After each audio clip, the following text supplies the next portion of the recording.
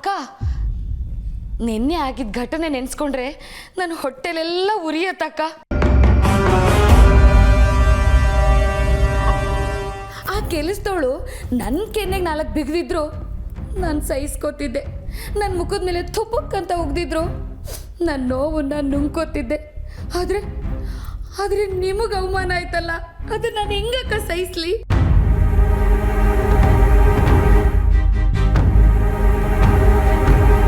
ಅಕ್ಕ, ನಿಮಗೆ ಅನಿಸ್ತಿರ್ಬೋದು ಈ ದಾಮಿನಿ ತುಂಬ ಮಾತಾಡ್ತಾಳೆ, ಯಾವಾಗಲೂ ತಪ್ಪೇ ಮಾಡ್ತಾಳೆ ಅಂತ. ಯಾಕೆ ಹೇಳಿ ಅಕ್ಕ? ನಿಮ್ಮ ಮೇಲೆ ಪ್ರೀತಿಗೋಸ್ಕರ ಅಕ್ಕ. ಅಕ್ಕ, ನಿಮ್ಮ ಮುಂದೆ ನಿಂತ್ಕೊಂಡು ಮಾತಾಡೋಕ್ಕೆ ಈಗಲೂ ನನಗೆ ಗಡಗಡ ಅಂತ ನಡ್ಕ ಬರುತ್ತೆ. ಇವಳು ನೋಡಿ ಹೆಂಗೆ ನಿಂತಿದ್ದಾಳೆ. ಯಾಕೆ ಹೇಳಿ ಅಕ್ಕ? ನೀವಂದ್ರೆ ನಮಗೆ ತುಂಬ ಗೌರವ ಅಕ್ಕ. ಆದರೆ ಆ ಪಾರು ಅಕ್ಕ, ಯೋಚನೆ ಮಾಡಿ ಅಕ್ಕ, ಈಗಲೂ ಅವಳನ್ನ ನಿಮ್ಮ ಹತ್ರ ಇಟ್ಕೋತೀರಾ? ನೀವು ಹೂ ಅನ್ನಿ ಅಕ್ಕ, ಇವತ್ತೇ ಇಲ್ಲಿಂದಾನೆ ಕೆಂಪ ಸತ್ಸಿ ಅವಳನ್ನ ಹಳ್ಳಿಗೆ ಓಡಿಸ್ಬಿಡ್ತೀನಿ. ದಾಮಿನಿ, ಹೇಳಿದ್ದೆಲ್ಲ ಮುಗೀತಾ? ಇನ್ನೂ ಏನಾದರೂ ಇದೆಯಾ? ಆಯ್ತಕ್ಕ. ಏನು ಮಾಡಬೇಕು, ಏನು ಮಾಡಬಾರ್ದು, ಯಾವಾಗ ಯಾವ ತೀರ್ಮಾನ ತಗೋಬೇಕು ಅನ್ನೋ ವಿವೇಚನೆ ನನಗಿದೆ.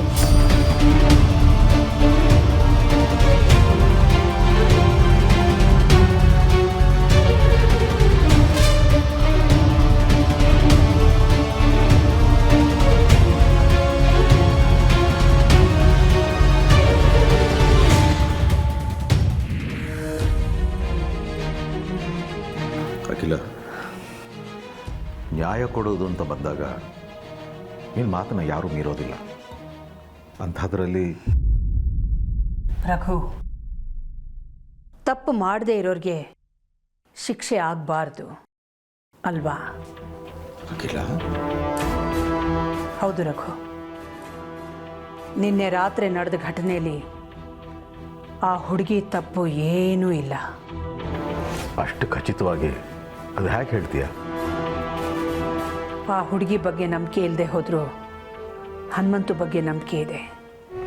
ಅವನು ಮಕ್ಕಳನ್ನು ಬೆಳೆಸಿರೋ ರೀತಿ ಬಗ್ಗೆ ನಂಬಿಕೆ ಇದೆ. ಹನುಮಂತು ನೆರಳಲ್ಲಿ ಬೆಳೆದ ಯಾವ ಜೀವನೇ ಆದರೂ ಈ ರೀತಿ ತಪ್ಪು ಮಾಡೋದಕ್ಕೆ ಸಾಧ್ಯನೇ ಇಲ್ಲ.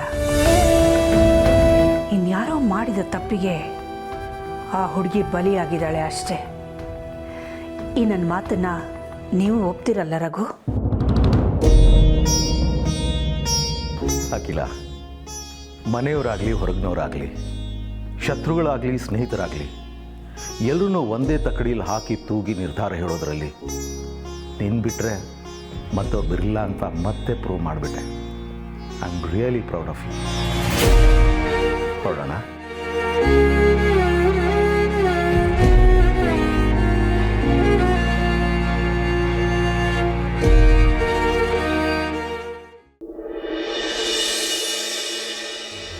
ಇವತ್ತು ನಮ್ಮ ಪಾರು ಬಗ್ಗೆ ಪೇಪರಲ್ಲಿ ಬಂದಿದೆ. ಎಲ್ಲಿ ಅಯ್ಯೋ, ನಮ್ಮ ಪಾರು ಏನು ಲಕ್ಷಣವಾಗಿ ಕಾಣಿಸ್ತಿದ್ದಾಳೆ ನೋಡು. ಒಂದು ನಿಮಿಷ ಇರಿ. ಅದಿರ್ಲಿ ಇರಮ್ಮ, ನಮ್ಮ ಪಾರು ಬಗ್ಗೆ ಏನು ಬರ್ದಿರ ಓದಿ ಹೇಳಮ್ಮ. ಸರಿ ಆಯ್ತು, ಎಲ್ಲ ಸುಮ್ಮನಿರಿ, ಓದಿ ಹೇಳ್ತೀನಿ. ಅಮ್ಮರ್ ಬಂದ್ರು.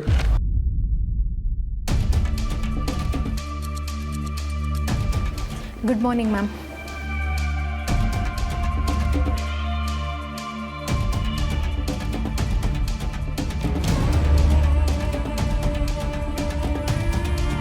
ಜಯ, ಮ್ಯಾಮ್ ಟಿವಿ ಆನ್ ಮಾಡು. Okay ma'am.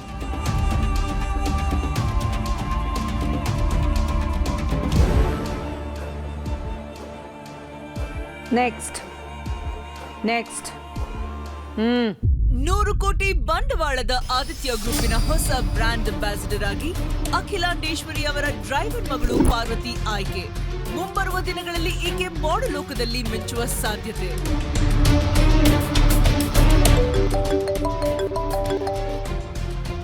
ಹಲೋ, ಒಂದು ನಿಮಿಷ ಮ್ಯಾಮ್, PRO ಕಾಲ್ ಮಾಡಿದ್ದಾರೆ. Good morning ma'am. Press meet ಯಾವ ಟೈಮಿಗೆ ಫಿಕ್ಸ್ ಮಾಡ್ರಿ? ಇವತ್ತು ಸರಿಯಾಗಿ 11 ಗಂಟೆಗೆ. ಓಕೆ ಮ್ಯಾಮ್, ಎಲ್ಲ ಅರೇಂಜ್ಮೆಂಟ್ಸ್ ಮಾಡ್ತೀನಿ.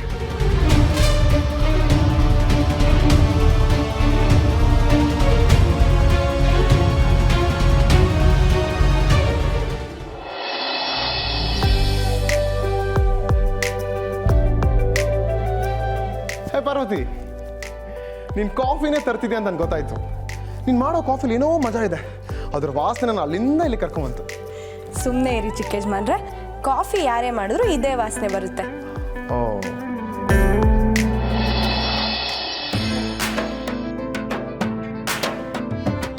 ಪಾರ್ವತಿ, ಇವತ್ತು ನಿನ್ನ ಮುಖದಲ್ಲಿ ಏನೋ ಒಂದು ಕಳೆ ಇದೆ.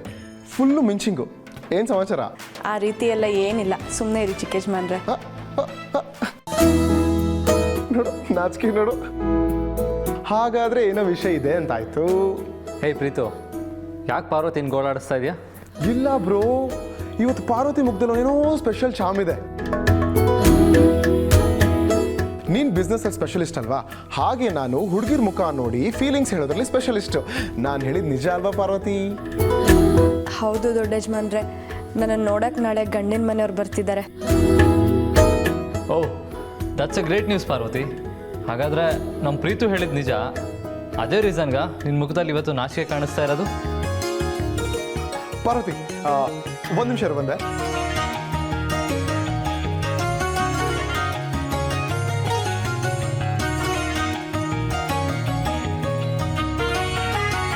ನಿನ್ನ ನೋಡೋಕ್ಕೆ ಗಂಡಿನ ಕಡೆಯವ್ರು ಬರ್ತಾ ಇದಾರಲ್ವಾ, ಅದಕ್ಕೆ ನನ್ನ ಕಡೆಯಿಂದ ಫಸ್ಟ್ ವಿಶ್ ನಿಂಗೆ.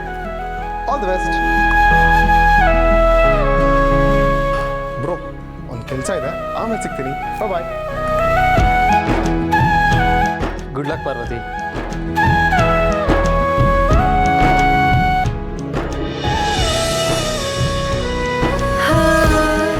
ಪ್ರೀತು ತುಂಬ ಪ್ರೀತಿಯಿಂದ ವಿಶ್ ಮಾಡಿ ಈ ಹೂ ಕೊಟ್ಟೋಗಿದ್ದಾನೆ. ಇದನ್ನ ಯಾಕೆ ಟ್ರಯಲ್ ಇಟ್ಕೊಂಡಿದ್ಯಾ? ಮುಡ್ಕೋ. ನಿನ್ನ ಕೈ ಟ್ರೈ ಇದೆ ಅಲ್ವಾ, ನಾನೇ ಮುಡಿಸ್ತೀನಿ.